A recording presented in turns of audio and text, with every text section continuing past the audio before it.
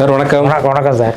2026 சட்டமன்ற தேர்தலுக்கான நாட்கள் நெருங்கிக்கிட்டே இருக்கு. ஆமாங்க. எப்படி இருக்கு களம்? நீ நேரில் போய் பல இடங்களில் பார்க்குறீங்க. கலவரம் திமுகவுக்கு சாதகமாக இருக்குது.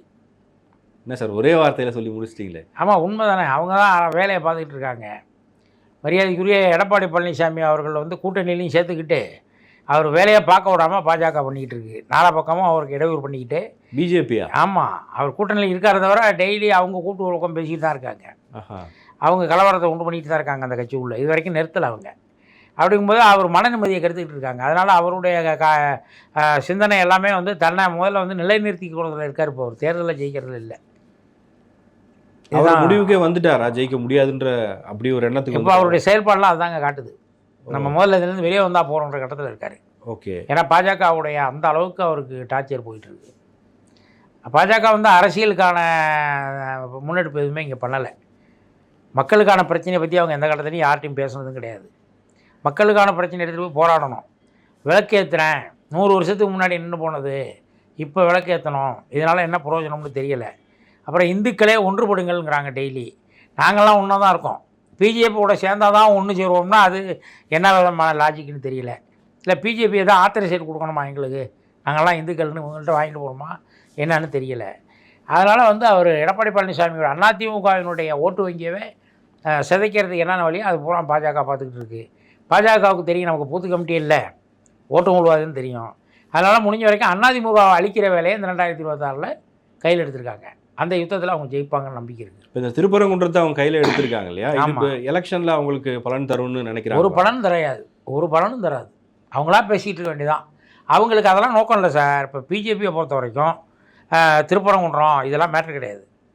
இப்போதைக்கு அதிமுக ஒழிக்கணுங்கிற ஒரே அஜெண்டா தான் அவங்கள்ட்ட இருக்கிறது. அதை எடுத்துகிட்டு அந்த இடத்துக்கு நம்ம வரணும். அதுக்கு பாமகவை நினச்சாங்க, முடிச்சுட்டாங்க. பாமக முடிச்சு வச்சாச்சு, 3வது பெரிய ஓட்டு வங்கி முடிச்சு வச்சுட்டாங்க. இப்போ அடுத்து அதிமுக தான் டார்கெட்டு. இப்போ இந்த மேட்டரை முடிக்கணும். இதுக்கு அசைன்மெண்ட் ஒர்க்கு அவங்கெல்லாம் பார்த்துக்கிட்டு இருக்காங்க. அதனால அவங்க விட்டுருவாங்கன்னா எப்படி சொல்கிறீங்க? கட்சியை காலி பண்ணி விட்ருவாங்க. அவ்வளோ பெரிய கட்சி. ஆமாம், இப்போ கூட்டணி சேரும்போது சாதாரணமாக முடிச்சு அதிமுக மக்கள் ஆதரிக்கணும்ல. இப்போ அதிமுகவை மக்கள் ஆதரிக்கணும்னா இந்த மாதிரி பண்ணுற முரண்பட்ட கட்சியோட கூட்டணி வச்சுருக்காருன்னு இவங்களோட ஓட்டு வங்கி சிதைக்கிறதுக்கு நிறைய. சரின்னா அது எங்கே போகும் சார்? அதிமுக ஓட்டு எங்கே போகும்? திமுகவுக்கு தான் போகும். அவங்க வேறு திராவிட கட்சி சேர்ந்தவங்க வந்து போனால் இங்கே இல்லைன்னா அங்கே தான். இவங்களுக்கு ஓட்டு போட மாட்டாங்க. பாஜகவை பற்றி அவங்களுக்கு தெரியும், ஓட்டு போட மாட்டாங்க. இல்லை, எம்ஜிஆர் ஜெயலலிதாவோட லெகசியை இன்றைக்கி விஜய் இது பண்ணுவாருன்னு செங்கோட்டையன் பேச ஆரம்பிச்சிருக்காரு சார். நான் பல முறை சொல்லிட்டேன், அந்த சினிமா நடிகரை பற்றி பேசி என்னுடையதை தாழ்த்திக்க நான் விரும்பலை இன்னுமே. ஏன்னா அவரை பற்றி எல்லாருக்கும் தெரிஞ்சு போச்சு. அவர் ஒரு அசைன்மெண்ட் ஒர்க்கர், லாட்ரிக்காரர் பணம் கொடுக்குறாரு. அவர் ஷூட்டிங்கில் நடிக்கிற மாதிரி வந்து என்னென்னமோ பேசிட்டு அவர் கிளம்பிடுறாரு. அப்புறம் திருப்பி ஒரு நாளைக்கு பேசுகிறாரு. அதனால் அவர் ஒரு அரசியல் கட்சியாக நினச்சா அவருக்கெல்லாம் நம்ம பதில் சொல்லிட்டு இருக்க முடியாது. அவருக்கு பெரிய ஃபோர்ஸாக வருவார்னு சொல்கிறாங்களே, இல்லைன்றீங்க அப்படின்னு சொல்கிறாரு. அவர் முதல்ல கீழே அவருக்கு பொறுப்பாளர்லாம் போட்டு முடிச்சிட்டாருங்களா அவர் கட்சிக்கெல்லாம்? இப்போ எல்லாம் பொறுப்பாளர்களை கூட்டு சந்திக்கிறாரா? இல்லை தேர்தல் வியூகம் எதுவும் இருக்கா அவர்கிட்ட? என்ன பண்ண போகிறாரு அவர்? ஓட்டி டிவி கேட்கும் டிஎம் கேட்கணும் தான் சொல்கிறாரு. அவர் சொல்லிக்கிட்டு இருக்காருங்க. அது யார் சொல்லணும்? ஓட்டு போடுறவங்கள சொல்லணும். இவர் சொல்லி என்ன பிரயோஜனம்? இல்லை, வெளியிலேருந்து நம்ம பல இடங்களில் பார்க்குறோம், விஜய் வந்தால் நல்லாயிருக்கும், விஜய்க்கு ஒரு முறை வாய்ப்பு. அது வந்து 10,000 ரூபா கொடுத்து இந்த பொம்பளை பிள்ளை கொடுத்து பேச வைக்கிறாரு. 2026 ஒரு பொண்ணு அன்றைக்கி ஏதோ பேசுது பார்த்தேன் ஒரு டிவி பேட்டியில். காசு கொடுத்து பேச வைக்கிறாரு. ஆமாம், அதெல்லாம் லாட்ரிக்காரரோட வேலை சார். பணம் கொடுத்து குடும்ப பொம்பளைங்க இவங்களை வர்றவங்க கூட்டம், சினிமா நடிக்கிற பார்க்க வரவங்களை கூப்பிட்டு வச்சு நீங்கள் இது மாதிரி சொல்லுங்கள், சொன்னீங்கன்னா 10,000 தர்றேன்னு பேச வைக்கிறாரு. அதுங்களுக்கு ஒன்றும் தெரியாமல் ஏதாவது ஒன்று அடுத்த தலைவர்களை பேசிவிட்டு அங்கே போய் பிரச்சனையாக அவங்க வீட்டில் போய் அது உங்களுக்கு தெரியாது. அதில் ஒரு முகம் தானே தெரியும். இல்லை சார், இப்போ நீங்கள் சும்மா இங்கே போகும்போது ஒரு 4 பேர் கேட்டு பாருங்களேன். ஆமாம், அவங்களுக்கு எல்லாம் யாரும் சொல்ல பேச வைக்கிறாங்க. அதுமே எனக்கு இதுக்கு வேலை ஜனங்களுக்கு திமுக அதிமுக மேலே ஒரு வெறுப்பு இருக்குல்ல, அது இல்லைன்னு சொல்லிட முடியும். வெறுப்பு எப்படி சார் இருக்கும்? ஏன் என்ன பண்ணலை இவங்க? இப்போ என்னத்தை இவங்க பண்ண போகிறாங்க? இந்தியாவுக்கு ஃபுல்லாக வந்து திராவிட கட்சிகள் தான் முன்மாதிரியாக இருக்குது. திமுகவாக இருக்கட்டும் அதிமுகவாக இருக்கட்டும், 2 கட்சி தான் முன்மாதிரியாக இருக்குது இந்தியாவுக்கே. இந்த தமிழ்நாடு அளவுக்கு வேறு எந்த துறையில் வேறு ஸ்டேட்டு முன்னேறி இருக்குன்னு அவங்கள சொல்லுங்கள். சொல்கிறவங்கள இப்போ பேசுகிறாங்கள, தமிழ்நாடை தவிர வேறு எந்த ஒரு நகர வளர்ச்சியாக இருக்கட்டும், ஒரு பேருந்து வசதியாக இருக்கட்டும், இல்லை மக்களுடைய சிந்தனைகள், மக்களையே சிந்தனைப்படுத்தி வச்சுருக்கோம்ல. இப்போ உங்களுடைய டூப்ளிகேட்டெல்லாம் இங்கே செல்லாமல் போகிறது காரணமே நாங்கள் மண்ணை உழுதி பக்குவப்படுத்தி வச்சுருக்கிறதுனால தானே. இங்கே இருக்க மக்களை அவ்வளோ சீக்கிரம் மாற்ற முடியாது சார். அதான் நம்ம முதலமைச்சர் சொல்லியிருக்காரு, மொத்த கூட்டத்தையும் கூட்டிகிட்டு வந்தாலும் எங்களை ஒன்றும் பண்ண முடியாதுன்ட்டார்.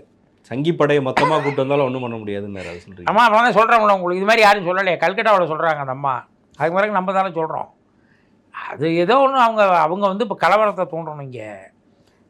இங்கே போய் என்ன பண்ணணும்னா அதிமுகவை ஒழிச்சு கட்டணும். அந்த இடத்த தனக்கு அந்த அதாவது ஊரே காலியாக கிடக்குன்னா யாராவது குடியேறுவாங்க, அது மாதிரி போய் குடியேறிக்கணும்.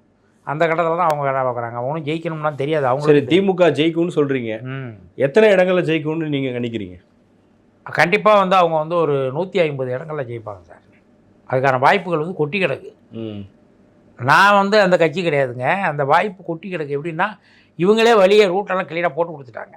இப்போ அதிமுக வந்து களத்தில் இல்லாத அதை இருந்தாலும் இல்லாத மாதிரி பண்ணுறது வந்து பிஜேபி தான். அவரை நிம்மதி இல்லாமல் பண்ணுறாங்க. பிஜேபியோட லீடரை அதிமுக லீடரை வந்து கட்சி நடத்தாததுக்கு என்னென்னலாம் அவர் முரண்பட்ட கருத்துக்கள் அவரை பற்றி வெளியே சொல்கிறது. தொகுதி கேட்டிருக்காங்க பாருங்கள். அவங்க நேற்று காலையில் யூகத்தின் அடிப்படையில் தொகுதி வெளியிட்டிருக்காங்க. எல்லாமே அதிமுக ஓட்டு வாங்கியிருக்கிற இடம். இவங்கள்ட்ட கொடுத்துட்டு அவர் எங்கே போய் நிற்பார்? சரி, அந்த இடத்துல இவங்களுக்கு நிற்கிறதுக்கு ஆள் இருக்கானா? ஆளே இல்லை. யாருக்கு? பிஜேபிக்கு ஆளே இல்லை. இவன் ரெடி பண்ணணும் ஆளை. இதே மாதிரி தான் போன எலெக்ஷன்லையும் சொன்னாங்க. ஆமாம், 20 சீட்டில் முடிச்சு விட்டார்ல எடப்பாடி. யார்? பிஜேபியே. அதான் இப்போ 20 சீட்டில் முடிக்கிறதில்ல சார். அவரும் ஒரு கணக்கு போட்டிருக்காரு, சீட்டே கொடுக்காம முடிக்கிறதுக்கு என்ன வழின்னு. அப்படி பார்த்தா கூட்டணியே உடஞ்சிரும். ஆமாம் ஆமாம், வாய்ப்பு நிறையா இருக்குது. நிறையா இருக்குது. எடப்பாடி பழனிசாமி வந்து சார், அவர் ஒரு நல்ல ஒரு சுயமாக சிந்திக்கக்கூடியவர். அதனால் நல்ல முடிவாக நல்ல நேரத்தில் எடுப்பார். அவருக்கு தெரியும் இவங்க என்னென்ன வேலை பண்ணுறாங்கன்னு. இவங்களுக்கு தான் அவர் செயலாலேயே காட்டிக்கிட்டு இருக்காரு சார். இப்போ செங்கோட்டையனை கூட்டு இல்லைலாம் சொல்லிக்கிட்டே இருந்தாங்க. இவங்களோட கூட்டு பேசிக்கிட்டு அவரை அடிப்படை உறுப்பினர் நீக்கிட்டார்.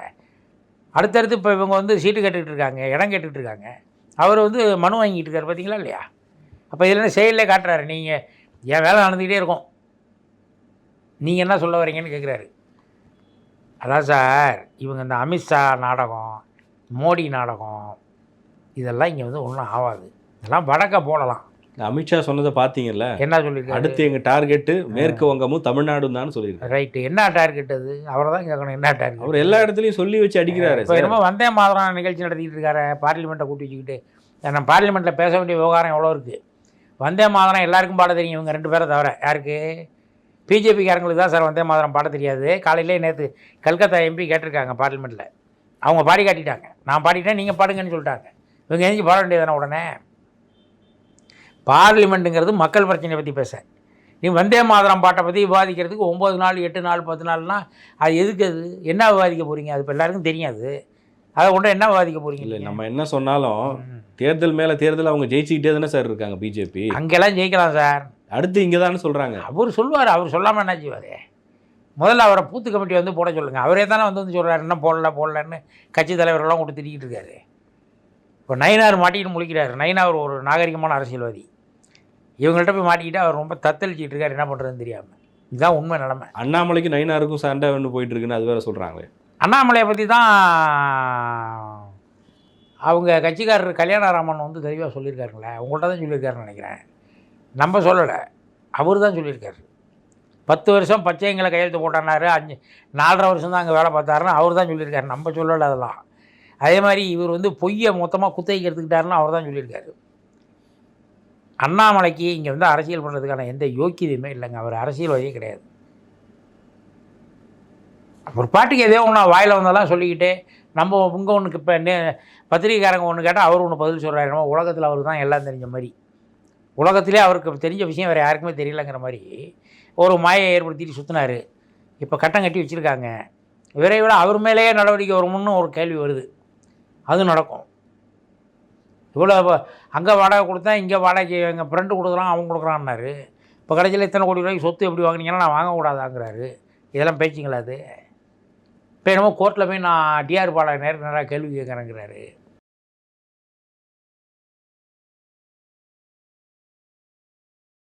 நூற்றி 50 இடங்களில் திமுகன்னு சொல்கிறீங்க.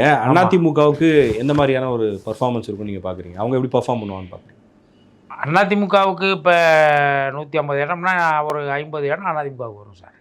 இப்போ போன தேர்தலே பார்த்தீங்கன்னா வந்து திமுக வேட்பாளர்கள் வந்து 5000 ஓட்டு 10,000 ஓட்டில் தான் ஜெயிச்சிருக்காங்க. பெரிய ஓட்டில் ஜெயிக்கலை. அது வந்து எடப்பாடி மேலே அந்த நம்பிக்கை, மக்களுக்கு நம்பிக்கை இருக்குது. அவர் மேலே நான் குறை சொல்ல வரல. ஆனால் இந்த பிஜேபிங்கிற ஒரு கூட்டத்தை கூட்டிகிட்டு போகிறதுனால அது நேரத்துக்கு தகுந்த மாதிரி இந்த ஆளுங்க கலவரத்தை பண்ணி விட்றத பார்த்தா இவங்க பண்ணுற கலவரம்லாம் இப்போ தேவையில்லாத விஷயங்கள். இதெல்லாம் பண்ணுனா மக்கள்கிட்ட வெறுப்பு வரணும், அதிமுக கூட்டணிக்கே ஓட்டு போடாமல் போகணுங்கிறத இவங்களே வழிவகுக்கிறாங்க. அது அவருக்கு பாதகமாக முடியும். இல்லைன்னா கிட்டத்தட்ட அவர் வந்து ஒரு 100 இடம் வர்றதுக்கான வாய்ப்பு இருக்குது. அதை இழந்துருவார் அவர். இல்லை இப்போ விஜய் பிரிக்கிற ஓட்டு இருக்குல்ல, அது யாரோட ஓட்டு சார் அவரை ஒரு அரசியல்லே சேர்க்காதீங்க சார். அவருக்கு யாரும் ஓட்டு போட போகிறதில்ல. உங்களுக்கு அவரை பிடிக்காம இருக்கலாம் சார். எனக்கு அரசியல் எனக்கு என்ன களத்துல சார் அவருக்கு ஒரு ரோல் இருக்குல்ல. அவருக்கு ஒரு ரோலும் இல்லை சார். அவர் ஒரு அசைன்மெண்ட் ஒர்க்கர். லாட்ரிக்காரரு பணம் கொடுக்குறாரு, நீங்கள் இதை பேசுங்கன்னு சொல்கிறாரு, அவர் பேசுகிறாரு. அதுக்கு அடுத்தது அவருக்கே என்னன்னு தெரியலை. அடுத்து என்னன்னா இவர் லாட்ரிக்காரர் என்ன ஐடியா கொடுக்குறாரோ அதை அவர் செயல்படுத்துவார். அவர் ஒரு இப்போ ஷூட்டிங்க்கு எப்படி பணம் வாங்கிட்டு போகிறாரோ அது மாதிரி லாட்ரிக்கார்ட்ட பணம் வாங்கிட்டு போய் அவர் பேசிக்கிட்டு இருக்காரு. மற்றபடி ஆதாரம் இருக்குது அவங்களுக்கு. நம்ம போகிற போக்கில் ஒரு குற்றச்சாட்டை சொல்லிடுவோம். போகிற போக்கில் இல்லை சார், அவருடைய செயல்பாடு காட்டி கொடுக்குது. ஒரு அரசியல்வாதி எப்படி இருப்பாங்க சார்? இதுவரையும் இருந்த அரசியல்வாதிகள் வேற சார். இன்னைக்கு தலைமுறை எல்லாத்தையுமே என்ன செய்ய வேற மாதிரி அப்ரோச் பண்ண ஆரம்பிச்சிட்டாங்க. ரத்தன சுருக்கமா பேசுறாரு. அதுல என்ன நீங்க சுருக்கமா பேசுறாரு? என்ன சொல்றாருன்னு எனக்கு தெரியல. என்ன சொல்றாரு சார் அவரு? இங்க நடக்க எல்லா தவறுகளுக்கும் திமுக தான் காரணம். நீங்க ஆட்சிக்கு வந்து அதை சரி பண்ணுவேங்க. ஆட்சிக்கு வராமலே செய்யலாமே. ஆட்சிக்கு வராமலே அதை எதிர்த்து கடுமையான போராட்டங்கள் இன்னைக்கு எத்தனையோ பேர் பண்ணிக்கிட்டு இருக்காங்களே. இல்ல போராடி என்ன பண்ணாங்கன்னு கேக்குறாரு. இன்னைக்கு எந்த கட்சி சார் போராட்டம் நடத்தினா? இல்ல இப்ப எந்த கட்சி போராட்டம் நடத்தினா மக்கள் தன்னெழுச்சியா வராங்க? எல்லாரும் 100-200 கொடுத்து கூப்பிட்டு வர வேண்டியதா இருக்கு, இல்ல வேற ஏதாவது வாங்கி கொடுத்து கூப்பிட்டு வர வேண்டியதா இருக்கு. அந்த மாதிரி கண் தொலைப்புக்கு ஒரு விஷயத்த பண்ணி மக்களை ஏமாத்தாம நான் மக்களை போய் சந்திக்கிறேன், மக்கள் தானே இறுதி எஜமானர்கள், அவங்க எனக்கு ஓட்டு போட்டாங்கன்னா நான் சரி பண்றேன் இது எல்லாத்தையும் சொல்றாரு. அதுவும் நடைமுறைக்கு எது சாத்தியமோ அதான் சொல்லுவேன். நடைமுறைக்கு சாத்தியம் நீங்க சொல்றீங்க. எத்தனையோ தன்னார்வ இயக்கங்கள் இன்னைக்கு இருக்கு. அரசாங்கத்தை எதிர்த்து கோர்ட்டுக்கு போறாங்க. எவ்வளவு பண்ண முடியும் சார்? அதிகபட்சம் என்ன பண்ணி நிறைய பேரை பதவி விலக்க வைக்கிறாங்க சார். தனி நபர்கள் முயற்சி பண்ணி அவங்க ஆதாரத்தோட ப்ரூவ் பண்ணி நீதிமன்றம் ஒன்று இருக்குல்ல, இது மாதிரி இவங்க பண்ணுறாங்கங்கிறத நீதிமன்றத்தை தானே கொண்டு போக முடியும், தீர்வு காண முடியும். உங்களுக்கு ஓட்டு போட்டு நீங்கள் வந்து அந்த சீட்டில் உட்கார்ந்தா தான் இதெல்லாம் செய்வேங்கிறது வந்து கற்பனைக்கு கூட எட்டாத விஷயங்கள். இது எதுவுமே நடக்க போகிறது கிடையாது. இவரை உருவாக்கி அந்த மாதிரி ஆனால் உட்கார வச்சுக்கிட்டு நம்ம லாட்ரி அடித்து இந்த இருக்கிறவனையும் சுரண்டலாம்னு லாட்ரிக்காரரை தம்பி நினைக்கிறாரு. அது எந்த அளவுக்கு நீங்கள் சொல்கிறவர் இதுக்கு முன்னாடி விசிகால இருந்திருக்காரு, திமுக அவங்களுக்குலாம் இது மாதிரி தான் அவர் தான் கொடுத்தாரு. அவங்கெல்லாம் முழிச்சுக்கிட்டாங்க. அவர் போனோன்னு பார்த்தாங்க இவர் இங்கே இருக்கிறது. 10 வருஷம் திமுகவோட இருந்தார் சார். விடுதலை சிறுத்தைகளோட 1.5-2 வருஷம்லாம் இல்லை சார். 10 வருஷம்லாம் திமுகவோட. அப்போ அன்னைக்கு அவர் சொல்லி தான் அவங்க அதெல்லாம் பண்ணாங்கன்னு நம்ம சொல்லிட முடியுமா? அங்கே போய் அவருக்கான இடத்த தேடினார் உட்கார்றதுக்கு. அவங்களாம் வரட்டி விட்டாங்க ஓடுங்கன்னு. இவர் யோக்கியதை தெரிஞ்சு போய் இப்போ இங்கே போயிருக்காரு. இவருக்கு பண்ணால் இவர் சினிமா ஷூட்டிங் தான். இப்போ நீங்கள் கொடுக்குற காசுக்கு அவர் பேசுவார், அவ்வளோதான். இவர் பணம் கொடுக்குறத நாளைக்கு நிறுத்தினார்னா அவர் ஒரு வாரத்துக்கு இவரை ஊருக்கு போய் சொல்லுங்கள், அவர் செயல்பட முடியாது. இப்போ எங்கேயோ போயிட்டு டெல்லிலாம் போயிட்டு வந்தார் அவர். அது வரைக்கும் அவர் சும்மா தானே இருந்தார். வந்தோடனே தானே நான் கூட்டம் போடுறேன் ஏமா சொல்லிட்டு அலையிறாரு. இப்போ திருப்பி அவர் லஞ்சம் வாங்குறாரு, இவர் லஞ்சம் வாங்குறாரு. லஞ்சம் வாங்குறதான் சரி. இதுக்காக நீங்கள் என்ன பண்ண போகிறீங்க? அப்போ உங்களை முதலமைச்சராக உட்கார வச்சா தான் நீங்கள் இதை தான் பாஜக சொல்லுது, எங்களை உட்கார வைங்க, நாங்கள் தான் ஒழிக்கிறோம் அப்படிங்குது. ஜனநாயக நாட்டில் யாரும் வரவே கூடாது, அது ஒரு கட்சி மட்டும் தான் ஆட்சி வரக்கூடாதுன்னு சொல்ல சார். வர மாட்டாருன்னு சொல்கிறேன்.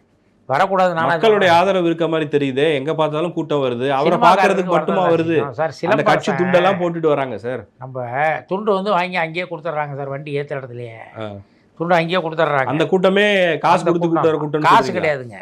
சினிமா நடிகர் வர்றாரு வாங்க அப்படின்னு சொல்லி தான் கூப்பிட்டு வராங்க. அவங்க சினிமா நடிகரை பார்க்கணும் தான் கூப்பிட்டு வராங்க. இப்போ சிலம்பரசன் திரைப்பட நடிகர் சிலம்பரசன் வந்து ஒரு வெளிநாட்டுக்கு போயிருக்காரு. அங்கே வந்து அவருக்கு 1 லட்சம் பேர் கூட்டியிருக்காங்க அவரை பார்க்குறதுக்கு. அப்போ அவர் அங்கே போய் இல்லை தேர்தல் நிற்க சொல்லுவோமா? அந்த ஊரில் சினிமா நடிகர்னால் அந்த கவர்ச்சி பார்க்க தான் வரதான் செய்வாங்க. அவங்கெல்லாம் ஓட்டு போட்டுருவாங்க. இல்லை சார், நீங்கள் கரூரில் பார்த்துருப்பீங்க ஒரு துயர சம்பவம். 41 பேர் இறந்தாங்க. அந்த இறந்தவங்க குடும்பத்தில் இருந்து யாரா ஒருத்தராவது விஜய் மேலே தப்பு அப்படின்னு விஜயை நோக்கி கையை நீட்டுனாங்களா? விஜய் மேலே தப்பு சொன்னாங்களா? எப்படி பேசுனாங்கன்னு நீங்கள் பார்த்தீங்களா? செத்து போனவங்களாம் வந்து இவர் தப்பு, இவர் மேலே தப்புன்னு சொன்னால் தான் தப்பு. இவர் அவங்களுக்கு பணத்தை கொடுக்குறாரு, கூப்பிட்டு பணத்தை கொடுத்துட்றாருங்க. உள்ளே கூப்பிட்டு வச்சு நான் அதை பண்ணுறேன் இதை பண்ணுறேன்னு சொல்கிறாரு.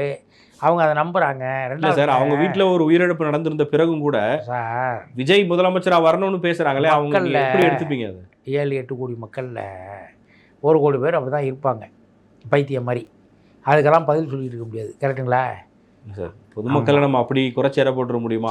தானே எல்லாத்தையும் முடிவு பண்ணுறாங்க. இல்லை, அவங்களுடைய ஆட்கள்லாம் பேசும்போது பாருங்கள், ஒரு பொண்ணு பேசுது, பார்லிமெண்ட்டில் போய் பேசுவாருங்குது. சிஎம் ஆனால் பார்லிமெண்ட்டில் போய் பேசுவார் அப்படின்னு சொல்லுது. அப்போ தெரியாமல் பேசுகிறாங்க சார். எல்லாருக்கும் எல்லாம் தெரிஞ்சிருக்கும். சொல்கிற எல்லாருமே. ஒரு பொண்ணு சொல்லுது 1000 ரூபா பணம் நாங்கள் கேட்டோமான்னு பணம் வாங்குறவங்கள்ட்ட போய் கேட்கணும்.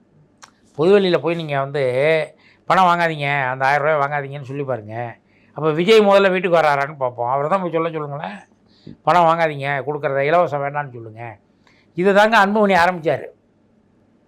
இலவசம் வேண்டாம், தரமான மருத்துவத்தை கொடுங்கன்னு ஆரம்பித்தார். கடைசியில் அவரே மருத்துவமனைக்கு அனுப்புகிற கட்டத்துக்கு வந்துடுச்சு. இப்போ பைத்தியகார மருத்துவமனைக்கு அவங்க அப்பாவை அனுப்பி விட்ருவார். இப்போ அது மாதிரி இது மாதிரி சொன்னவங்களாம் நிறையா பேரை பார்த்தாச்சு சார். டிடிவி தினகரன் வரும்போது பயங்கரமான கூட்டம் கொண்டுச்சு. அடுத்த முதலமைச்சர்னாங்க. சசிகலா சிறையிலேருந்து வந்தாங்க. என்னத்துக்குன்னே தெரியல, வேலூர்லேருந்து சென்னை வரைக்கும் கூட்டம் நின்றுச்சு. இன்றைக்கி அந்த அம்மாவோட போகிறது கூட இல்லை, பக்கத்தில் போகிறது கூட அவங்க நிலமை அந்த மாதிரி இருக்குது. அதனால் இதெல்லாம் இந்த கூட்டம் வர்றது, சினிமா நடிகரை பார்க்க வர்றது, இது ஒரு கவர்ச்சி. அவங்க ப்ராக்டிக்கலாக தேர்தல் வேலையை முடிச்சுட்டாங்க. திமுக அதிமுக வேலையை முடிச்சுட்டாங்க சார். அவங்க கமிட்டி பூத்து கமிட்டி வரையாக வேலையை முடிச்சுட்டு வந்து உட்காந்துருக்காங்க. நாளைக்கு தேர்தல் வச்சாலும் அவங்க ரெடியாக இருப்பாங்க. ரெடியாக இருக்காங்க 2 பேருமே. அது எப்போ முடிச்சு 1 மாதம் ஆச்சு. 2 பேருமே முடிச்சிட்டாங்க. இப்போ என்ன பண்ணுறதுங்கிறது தான் அடுத்த கட்டம். இதில் பிஜேபி கேட்குற சீட்டு எல்லாமே பார்த்திங்கன்னா அதிமுகவோட ஓட்டு வங்கி இருக்கிறத தான் கேட்குறாங்க. அவங்களுக்கு வாழ்க்கை, அதாவது அவங்களுக்கு அரசியல்வாதி ஆளே இல்லை அவங்க கட்சிக்கு அப்படிங்கிறது இதுலேருந்து தெரியுது. தென் சென்னையில் வந்து அந்த அம்மா நின்னாங்க, முன்னாள் கவர்னர். எத்தனை ஓட்டு வாங்கினாங்க? 2வது இடம் வாங்கியிருக்காங்க. என்னங்க 2வது இடம் வாங்கினாங்க. அம்மா அதிமுக ஓட்டு தான் அது. அதிமுக ஓட்டு 3வது இடத்துக்கு போயிடுச்சு சார். அதிமுக ஃபஸ்ட்டு வந்து 1 இயர் ஓட்டு வங்கி எங்களுதுனாங்க, கூட்டணி சேர்ந்துக்கிட்டு. அடுத்தது அதிமுக ஓட்டு வங்கி எங்களுது, எங்கள் ஓட்டு வங்கி உயர்ந்துட்டுருந்தாங்க. இவங்க தனியாக நிற்கட்டுமே, வந்து பிஜேபி நிற்கட்டும். நீ எந்த கட்சி தனியாக நிற்கும் சார்? திமுக நிற்குமா? திமுக நிற்க தயாராக இருக்குது சார். அவங்க தான் போய் சேர்றாங்க என்னையும் சேர்த்துங்கன்னு. திமுக தனியாக நாளைக்கே நிற்போன்னு தான் சொல்லிகிட்டு இருக்காங்க. சொல்கிறாங்க. இதுவரை எப்போ நின்றுருக்காங்க சார்? இல்லை, கூட்டணி அவங்க தானே போய் கேட்குறாங்க எங்களையும் சேர்த்துங்க, நாங்கள் வர்றோம்னு. அவர் யார் ஆஃபீஸுக்காக போகிறாரா? அறிவாலயத்துக்கு தானே சார் எல்லோரும் வர்றாங்க. இல்லை அவருக்கு போய் ஒரு ஆஃபீஸாக போய் நீங்கள் என்னோட வந்துடுங்க, தயவு செஞ்சு வந்துருங்கன்னு அவர் யாரையும் கேட்கல. இல்லை, பயணம் மேடையிலேயே சொல்கிறாரு, காங்கிரஸ் எங்கேயும் போகாது, நம்ம கூட தான் இருக்குன்னு சொல்கிறாரு. தான் சொல்லுவார். யாராவது கேட்டாங்களா அவர்கிட்ட? அவராக தானே சொல்கிறாரு. இல்லை, அவர் கேட்டாங்க. சில செய்திகள் நடந்துச்சு, சில விஷயங்கள் நடந்ததுனால அந்த வார்த்தையை அவர் சொன்னார். எங்கேயும் போகாது, காங்கிரஸ் நம்மளோட தான் இருக்குன்னு சொன்னார். நடக்கலைன்னா அவர் ஏன் பேச போகிறாரு? அதை இல்லை, போனாலும் போட்டு நாங்கள் தனியாக இப்போ ஜெயலலிதா 2016 நின்று காமிச்சாங்க. எதிரணி எல்லாத்துக்கும் என்னோட கேள்வி என்னென்னா, திமுக இப்போ எதை செய்யலை, நீங்கள் வந்து அதை செய்ய போகிறீங்கன்னு அவங்க சொல்லணும்ல. அது ஏன் சொல்ல மாட்டாங்கிறாங்களே? தனி மனித தாக்கு கூட நீங்கள் பார்த்தீங்க. இடி ஒரு லெட்டர் ஒன்று எழுதியிருக்காங்க ஒரு அமைச்சர் மேலே. ஆமாம், அந்த குற்றச்சாட்டுகள், அதன் மீதான நடவடிக்கைகள் சொல்லிட்டோமே. இப்போ கோர்ட்டில் கூட வந்திருக்குது, கோர்ட்டில் போயிருக்கு, வந்து சொல்லுங்கன்னு சொல்லியிருக்காங்க. அப்போ அதில் போய் சொல்லுவாங்க. அதுக்கு சொல்லாமல் எப்படி இருப்பாங்க? ஈடிங்கிறது யாருன்னு சுப்ரீம் கோர்ட்டில் கிழிச்சிட்டாங்க சார். அதாவது நீ எந்த வழக்கும் ஃபைல் பண்ண முடியாது. நேற்று கூட இது மாதிரியே ஒரு வழக்குக்கு தீர்ப்பு சொல்லியிருக்காங்க சுப்ரீம் கோர்ட்டில். இதே மாதிரி ஒரு இதுக்கு நீ இப்போ காங்கிரஸ் கட்சி மேலே இடி வழக்கு தொடுத்துச்சு, சோனியா காந்தி, மரியாதைக்குரிய ராகுல் காந்தி மேலே. அதவே நேற்று என்ன சொல்லியிருக்காங்க? நீ வந்து அது மாதிரிலாம் பண்ணுறது உனக்கு எந்த அதிகாரமும் இல்லை, நீ ஒரு விசாரணை அமைப்பு தான், அத்துமீறி நடந்துக்கிறேன்னு சொல்லியிருக்காங்க. அதனால் டெய்லி அசிங்கப்பட்டுக்கிட்டு இருக்குது டெல்லியில். பாஜகவோட ஒரு அணி மாதிரி செயல்படுது. அதுக்கெல்லாம் வந்து பதில் சொல்லிவிட்டு திமுக அதுக்கெல்லாம் பயந்துக்கிட்டு, அந்த அமைச்சரும் பயப்பட மாட்டார், கட்சியும் பயப்படாது. இதெல்லாம் கண்டாச்சு. அதனால் அதை பற்றிலாம் ஒன்றும் இல்லை. அது லஞ்சம் வாங்கியிருக்காங்க, கண்டுபிடிச்சிருக்காங்கன்னா அவங்க வாங்கினவங்க வந்து சொல்லணும்னா என்கிட்ட தான் வாங்கினார் அவருன்னு.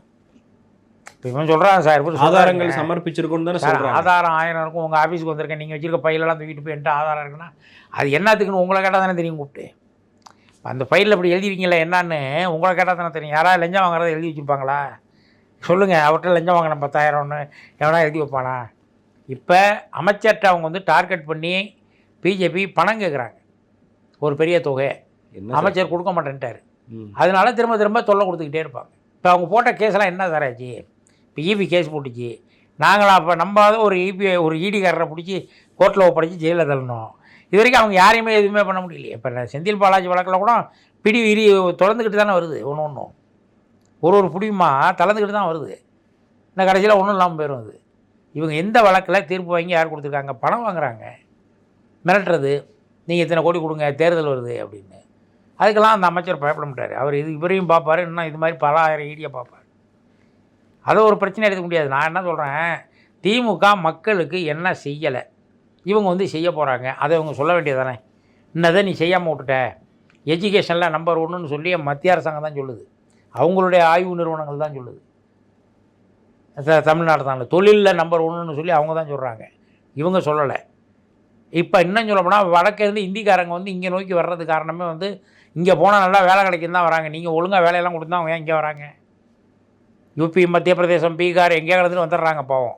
அவங்க வந்து இங்கே நல்லா வேலை செய்கிறாங்க, சாப்பிட்றாங்க. அவங்கள கேட்டாலே நம்ம அரசாங்க பள்ளிக்கூடத்தில் அவங்க பிள்ளைங்களை படிக்க வைக்கிறாங்க. காலையில் சாப்பாடு, மத்தியானம் சாப்பாடு, நைட்டு ஒரு வேளை நம்ம போட்டால் போகிறோம். நம்ம வேலைக்கு போயிட்டோம்னா பிள்ளைய பார்த்துக்கிட்ட மாதிரி ஆச்சு. இவ்வளோ சௌகரியமும் இந்த ஸ்டேட்டில் மட்டும் தான் இருக்குது. இதெல்லாம் இங்கே வர சொல்லிட்டு எல்லாரையும் நீங்கள் யாரை வச்சு அரசியல் பண்ணுறீங்க? அது மாதிரி தமிழ்நாடு அரசு செய்யாமல் விட்டது எதுன்னு அவங்க சொன்னாங்கன்னா அதுக்கு நான் பதில் சொல்லலாம். திமுக கூட்டணியே உடஞ்சிரும்னு சில பேர் பேசுகிறாங்களே, அதுக்கு வாய்ப்பு இருக்குன்னு பார்க்குறீங்களா? அவங்களுக்கு வாய்ப்பே இல்லைன்னா எதையா ஒன்று பேசணும்ல, இதை பேசிக்கிட்டு வேண்டியதான். இதை பேசிக்கிட்டு இருக்க வேண்டியதான். ஏன் கூட்டணி உடையுது? எதுக்கு உடையுது அவங்கள்ட்ட? விஜய் தரப்புல போய் ஒருத்தர் பார்த்துட்டு வந்தார் காங்கிரஸ்ல இருந்து. யாரு? பிரவீன் சக்கரவர்த்தி. ஆமாம், பிரவீன் சக்கரவர்த்தி காங்கிரஸ்காரரு. அவரு போயிட்டு வந்தார். அது மாநில காங்கிரஸ் தலைவர்னு சொல்லிட்டாரு. அது வந்து அவருடைய இதுக்கு போயிருக்காரு, என் கட்சிக்கு அதுக்கும் சம்மந்தம் இல்லைன்ட்டு. அதுக்கு முதலமைச்சரும் பதில் சொல்லிட்டார். இப்போ நீங்கள் முன்னாடி கேட்ட கேள்விக்கு அதான் பதில். இப்போ வேறு என்ன இருக்குது? பிரவீன் சக்கரவர்த்தி அவர் போயிருப்பார், ஏதாவது செய்தியாக போயிருப்பார், பேசிட்டு வந்துருப்பார். காங்கிரஸ் வந்துங்க இவரோட கூட்டணி சேர்ந்து தான் காங்கிரஸ் கட்சி வாழணும்னு ஒரு தேவையில்லாத அதை பற்றி பேசக்கூடாது. நம்ம இவரை ஒரு தலைவராக நினச்சிக்கிட்டு நம்ம பேசுகிறதே பெரிய விஷயம். அவர் எதோ பேசுகிறாரு டெய்லி. இல்லை சார், எல்லா தலைவர்களும் அவங்களுடைய ஆரம்ப காலகட்டத்தில் இப்படியான விமர்சனங்களை எதிர்கொண்டிருப்பாங்க. கிடையாதுங்க. எம்ஜிஆர் என்ன சொன்னாங்க? எம்ஜிஆர் ரசிகர்களை அன்னைக்கு வந்து ரசிக குஞ்சுகள்னு சொன்னாங்க. எம்ஜிஆர் எடுத்துக்கிட்ட அத்தியாயம் பெருசு. இவங்க நினைக்கிற மாதிரி கிடையாது. இவங்க நினைக்கிற மாதிரி சில்லறைங்களை வச்செல்லாம் கட்சி நடத்தலை. திமுகவில் இருந்த பெரிய விஐபிகளை கூட்டிகிட்டு போனார் எம்ஜிஆர் வெளியே போகும்போது. அதனால தான் அவரால் தாக்கு பிடிக்க முடிஞ்சிச்சு. இவர் காலாவதியான செங்கோட்டையன் காலாவதியான டிக்கெட்டுகளை கூப்பிட்டுச்சிக்கிட்டு என்ன பண்ணுவீங்க சார்? தனக்கு தலைவராக இருக்கணும்னா அந்த தகுதி வேணும்னு நினைக்கிறவன் தான் ஒரு நல்ல அரசியல்வாதி. என்ன சார், 9 முறை சட்டமன்ற உறுப்பினர் எம்ஜிஆர் காலத்தில் அரசியல்வாதி. அவ்வளோதும் போயிட்டு பண்ணைக்கு ஒன்றும் இல்லாமல் போயிட்டு யாரோட போய் இவர் தலைவர் அவருக்கு இல்லை கேட்குறேன் நான். இவர் அங்கே தலைவர் அவருக்கு. ஜெயலலிதாவை துரைமுருகன், டிஆர் பாலு போன்ற சீனியர்கள் இருக்காங்க. அவங்களே உதயநிதி ஸ்டாலினை இளம் தலைவர் வருங்காலமேன்னு சொல்லலையா? எல்லாத்துக்கு சார் அவங்க கட்சியில் அவங்க சொல்லிட்டு இருக்காங்க. அது மாதிரி இவர் கட்சியில் இவர் சொல்லிட்டு போறாங்க. என்ன இருக்கு? யார? செங்கோட்டையன். ஆமாம், அவருடைய அனுபவம் அதிகமாக இருந்தாலும் இன்னும் 30 நாள் டைம் வச்சுக்கோங்க, நான் இங்கே வருவேன். அது வரைக்கும் செங்கோட்டை அங்கே இருக்காரான்னு பாருங்கள், அப்புறம் பேசிக்குவோம். சார் 30 நாளா? 30 நாள் வரைக்கும் இருக்காரான்னு பாருங்கள். அதுக்குள்ளே எவ்வளோ அசிங்கப்படுத்தணுமா படுத்தி தானாக வந்துடுவார். அவரே வந்துடுவார், வெளியில் போயிடுவார். அரசியலே வேண்டாம், துறவரம் போடுறது கூட வாய்ப்பு இருக்குது. இதுதான் அவருடைய நிலைப்பாடு. அவர் கற்றுக்கிட்ட எல்லாமே வீணாக போய்த்து சார். கற்றுக்கிட்ட அத்தனை வித்தைகளும் மாபெரும் தலைவர்கள்ட்ட இருந்துட்டு வந்து இது என்னத்தை நான் சொல்கிறது? இல்லை, விஜயகாந்துக்கு ஒரு பண்ருட்டியார், விஜய்க்கு அதான் பண்ருட்டியார் போன பிறகு தான் விஜயகாந்த் கீழே விழுந்தார். அதுக்கு முன்னாடி நல்லா தான் இருந்தார் சார். அதுக்கு முன்னாடி அவருக்கு ஒரு அப்படி ஓடினாரோ, ஒரு தொகுதியை ஜெயிச்சார், எல்லாம் பண்ணிக்கிட்டு இருந்தாருங்க. பண்ருட்டி என்றைக்கு அங்கே போய் பூந்தாரோ அன்னையோட விஜயகாந்துக்கு அஸ்தமம். ஏன்னா இப்போ நீங்கள் இந்த ஃபோனு 1 ரூபா ஃபோனு இருக்குல்ல, முன்னாடி இருந்துச்சுல்ல, அதை கொண்டாந்து இப்போ வச்சா ஓடுமா சார்? வாட்சில் ஃபோன் பேசுகிற காலத்தில் நீங்கள் வந்து 1 ரூபா ஃபோனை சுற்றி பேசுகிற மாதிரி தான் இவங்களை வச்சுக்கிட்டு அரசியல் பண்ணணும்னா. இவங்க அந்தளவுக்கு காலாவதியாக, இவங்க வந்து அந்தளவுக்கு திறமை இருந்தால் அந்த கட்சியிலேருந்து இவங்க நிலைநாட்டியிருப்பாங்க என்ன பண்ணணுங்கிறது. அங்கேயே காலம் தள்ள முடியாதவங்க இங்கே வந்து எப்படி காலம் தள்ளுவாங்க? அதெல்லாம் முடியாது சார். இது முட்டாள்களின் கூடாரம். இவன் கொஞ்சம் புத்திசாலின்னு காட்டினானா இவனை வெட்டி விட்டுருவான். வெட்டி விட்டு வந்துடுவார் பாருங்க அவர் வெளியே. இப்போ எதுக்காக முன்னாள் அமைச்சர்கள் அங்கே வர போகிறாங்கன்னு செங்கோட்டையன் சொல்கிறார். நிறையா வருவாங்க. இவராக சொல்லிட்டு இருக்க வேண்டியதான். அப்போ தான் அவருக்கு எதாவது அங்கே உட்கார சீட்டு கொடுப்பானுவோம், நிற்க வச்சு பேசி வெட்டி விட்ருவானுங்க. இப்போ இது மாதிரி நான் கூட்டியாரேன், அவரை கூட்டியாரேன், இவரை கூட்டியாரேன்னு சொல்லுவார். கடைசியில் யார் வரா? பிஜேபி கூட அண்ணாமலை கூட்டு வந்தார். அதிமுக தலைவர்கள்லாம் நான் கூட்டியாரேன்னு. எல்லாம் 70 வயசு 80 வயசு அரசியல் காலாவதியாகி அடையாளம் தெரியாமல் இன்றைக்கி இருக்க ஜென்ரேஷனுக்கே தெரியாத ஆளையெல்லாம் கூட்டிகிட்டு வந்து இன்றைக்கி சேர்றாங்கன்னு ஒரு விழா வேறு வச்சார். போவோம் இன்றைக்கி அதெல்லாம் என்ன நடந்துச்சுன்னே தெரியல. அந்த மாதிரி இது ஒரு விழா நடக்கும். இப்போ கட்சியில் இருக்கவங்க ஒன்றுக்கும் உருப்படாமல் ஒதுங்கி நிற்பாங்க. அவங்கள திரட்டி கொண்டாட வேண்டியதான், வாங்க போகணுன்னு. இப்போ இவர் என்ன, நான் என்ன சொல்கிறேன் சார், விஜய் வந்து அவர் வந்து என்ன அரசியல் பேசுகிறாரு, அவர் என்ன மாதிரியான அரசியலை முன்னெடுக்க போகிறாரு? எல்லாருக்கும் ஒரு கொள்கை கோட்பாடு இருக்கும். என்ன கொள்கை அவர் கொள்கை அது எனக்கு தெரியலை. இப்போ பாஜகனா அவருக்கு ஒரு கொள்கை இருக்குது சார். என்ன கொள்கைன்னு கேட்டீங்கன்னா செக்யூலர் சோஷியல் ஜஸ்டிஸ். என்ன அவருடைய கொள்கை மதச்சார்பற்ற சமூக நீதி கொள்கை. இப்போ அதான் இருக்குது எல்லாத்தையும். இப்போ இங்கே அதெல்லாம் இருக்கிறதுனால தான் பிஜேபியாலே உள்ளே வர முடியல. கொள்கை இருக்குது, அது ஏட்ட அளவில் இருக்குது, திமுக செயல்படுத்தலை. நான் வந்து என்ன பண்ண போகிறாரு? அதான் எப்படி பண்ணுவாருன்னு கேட்குறேன். என்ன பண்ண போகிறாரு? எல்லா மக்களுக்கும் சமமான நீதி கிடைக்கும். எல்லா மக்களுக்கும் தான் நாங்களும் சமமாக தான் பண்ணிக்கிட்டு இருக்காங்க இல்லைன்னு அவர் சொல்கிறாரு. அவர் சொன்னாங்க அவர் பட்டியல் சமூகத்தினர் அவர் ஏதாவது ஜெயிலில் இருந்தார் என்னமோ, ஓபிசிகள் புறக்கணிக்கப்படுறாங்க. அதான் சார், அவர் வெளியே எங்கே ஒன்றும் வெளிநாட்டில் இருந்திருக்கணும், இல்லை சுயநினைவு இல்லாமல் இருந்திருக்கணும். ஏன்னா இங்கே எல்லாருக்கும் பள்ளிக்கூடம் எல்லாருக்கும் தான் திறந்து வச்சுருக்கு. சமத்துவம் தான், எல்லோரும் போய் ஒன்றா தான் உட்காரணும், ஒன்றா தான் படிக்கணும், எல்லா விஷயமுமே ஒன்றா தான். இப்போ மருத்துவ ஆஸ்பத்திரிக்கு போகிறோம், அங்கே இவருக்கு ஒரு வைத்தியம் அவருக்கு ஒரு வைத்தியம்லாம் இல்லை, எல்லோரும் அங்கே தான் போய் வைத்தியம் பார்க்கணும். இப்போ எல்லா பெரிய கோயில்கள் இருக்குது, எல்லோரும் தான் கோயிலுக்குள்ளே போகிறோம். இப்போ எல்லாருக்கும் கிடைச்சிக்கிட்டு தான். எத்தனையோ கோயில்களுக்குள்ள இன்னும் பிரச்சனை இருக்கு. அது இவங்களா கிளப்பி விடுற பிரச்சனை. எங்கேயாவது ஊருக்குள்ளே ஒரு அரசாங்கம் அதை சரி செய்ய முடியலன்னா அப்போ அது யாருடைய பொறுப்பு? அரசாங்கம் சரி செய்ய முடியாமல்ல சார். எங்கேயாவது ஒரு மூலையில் ஒரு கோயில், ஒரு கிராமத்தில் ஒரு சின்ன சண்டை நடந்திருக்கும், அதை எடுத்துகிட்டு வந்து எங்களை கோயிலுக்குள்ளே விடலைங்கிறது வந்து ஏற்றுக்க முடியாது. கரெக்டுங்களா? இப்போ எந்த கோயிலில் ஐடி கார்டு வாங்கி வச்சுட்டு உள்ள விட்டுருக்காங்களா? நீங்கள் போங்க, நீங்கள் இங்கே போகிறேன்னு சொல்கிறாங்களா? எல்லாரும் தானே போகிறாங்க. இல்லை, சர்ச்சைக்குரிய கோயில்கள் இன்னும் அதே தான் கோர்ட்டே சொல்லுது. கோர்ட்டு சொல்லிட்டு அந்த மாதிரி தான் நடவடிக்கை கடுமையாக இருக்குன்ட்டாங்க. அரசாங்கம் சொல்லிட்டுச்சு இந்த மாதிரி தேவையில்லாமல் ஆலய பிரவேசத்துக்குள்ளே வந்து ஏதாவது வன்முறையை தூண்டிங்கன்னா பிடிச்சி உள்ளே போட்டு வேண்டாங்களே. அதெல்லாம் பயந்துக்கிட்டு பேலாம் அதெல்லாம் யாரும் செய்யறதில்லை. இது விளம்பரத்துக்காக சில பேர் ஏதாவது பண்ணி விட்டுட்டு திருமாவளவனை காலி பண்ணணும், பிஜேபியோட அஜெண்டாவில் அதுவும் ஒன்று. ஏன்னா இந்த ஷெட்யூல் காஸ்ட்டு ஓட்டை வந்து வாங்கணும். அவங்க இந்தியா ஃபுல்லாக ஒரு 33% ஓட்டு வாங்கியிருக்கு, அதை கைப்பற்றணும். அதுக்கு இப்போ ஆர்எஸ்எஸ்ஸே சொல்லிட்டாங்க, இன்னமும் வந்து ஷெட்யூல் காஸ்ட்டை நோக்கி நம்ம வந்து பயணம் பண்ணுவோன்ட்டாங்க. கவர்னர் பறை அடிக்கிறாரு. இதெல்லாம் ரெடிமேடாக அவங்க ரெடி பண்ணி வச்சுருக்கிறது. இதெல்லாம் நம்பிட்டு உடனே எல்லாரையும் வந்துடுவாங்கன்ட்டு இப்போ இதுக்காக இந்த பிரச்சனை எடுக்கிறது. அங்கே ஜாதி கலவரம் நடக்குது, அங்கே உள்ளே விடமாட்டாங்களாம், இங்கே டீ கொடுக்க மாட்டாங்களாம் சார். அது மாதிரி இருந்தால் உடனே காவல்துறை நடவடிக்கை எடுத்து அரெஸ்ட் பண்ணிடுறாங்க. அப்போ எப்படி அவன் அது மாதிரி செய்வான்? எந்த ஊரில் இல்லை. நானும் கிராமத்துலேருந்து தான் வரேன். எங்கேயும் இப்போ அதெல்லாம் கிடையாது. எல்லோரும் ஒன்றா தான் இருக்காங்க. அப்புறம் என்ன ஒன்றா வேணும்? ஜாதிய வேறுபாடுகளே இல்லை சார். இப்போ என் வீடு இருக்குது, என் வீட்டில் என் வீடு மட்டும்தான், நான் தான் ஒரு கம்யூனிட்டி, என்னை சுற்றி இருக்கிற எல்லாரும் ஷெட்யூல் காஸ்ட்டு தான். அதுக்கு நான் அந்த இடத்துல குடியிருக்க மாட்டேன்னு வந்துடுவேன்னா? அவங்கவுங்க வர்றாங்க, வீடு வாங்கி குடியிருக்கிறாங்க.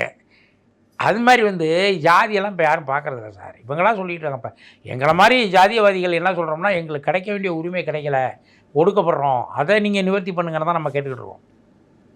அதுதான் நம்ம பேசிகிட்டு இருக்கோமே தவிர, மற்றபடி வந்து எங்களை ஒடுக்கி வச்சுருக்காங்க அவர் இப்படி நாங்கள் எங்கேயுமே சொன்னது கிடையாது. எங்களுக்கு அது மாதிரி சொல்ல வேண்டிய அவசியமும் இல்லை. அரசியல் ரீதியாக முடக்கப்பட்டிருக்கு. அதுக்கு நாங்கள் எங்கள் மக்களுக்கான அரசியல் அவேர்னஸை தான் கொடுக்கணுமே தவிர, அதை விட்டுட்டு அவர் கொடுக்கல இவர் கொடுக்கலன்னா நம்ம சொல்ல முடியாது. இதுதான் உண்மை நிலைப்பாடுங்க. நன்றி, வணக்கம். நன்றி சார்.